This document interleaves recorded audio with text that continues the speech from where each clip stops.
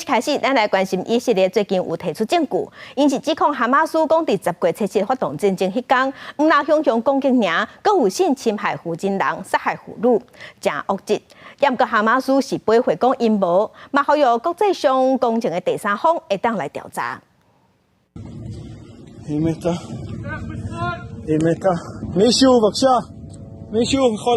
警方表示，因即马手内有超过600份的影像档，其中看到一位少年的查某囡仔，和一个武装分子对头门扭的，真入去车后座，可讲骹盘手拢有血。虽然无看到尾下发生什么代志，也过有另外目击者录影讲，又看到亲手轮捕一位妇女，而且佫甲伊抬死。警方无愿意讲目击者的身份，也不可以接受访问。路透社报道，社群媒体影片甲搜救人员拢有讲到性暴力。קשורה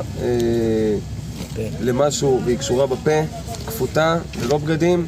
专家讲，这是史上记录上最不幸，不过真侪尸体拢是几多天了才被发现，拢已经开始烂，而且根据犹太葬礼，为了要维护死者的尊严，爱赶紧抬，包括穿的衫裤，所以真侪性侵的证据拢被破坏。But now we know that there were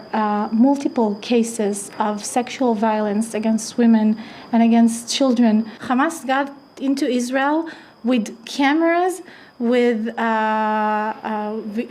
filming themselves using the phones of the victims. 以色列警方讲，正在对因逮捕的哈马斯犯人可能犯的性侵罪进行调查，会对每一位在押的嫌犯进行审判。因为哈马斯是否认伊的战术涉及到性暴力的指控，因为政治及媒体顾问阿希尔努诺呼吁对这件代志采取严肃公正的国际调查。公司新闻吴文玲编译。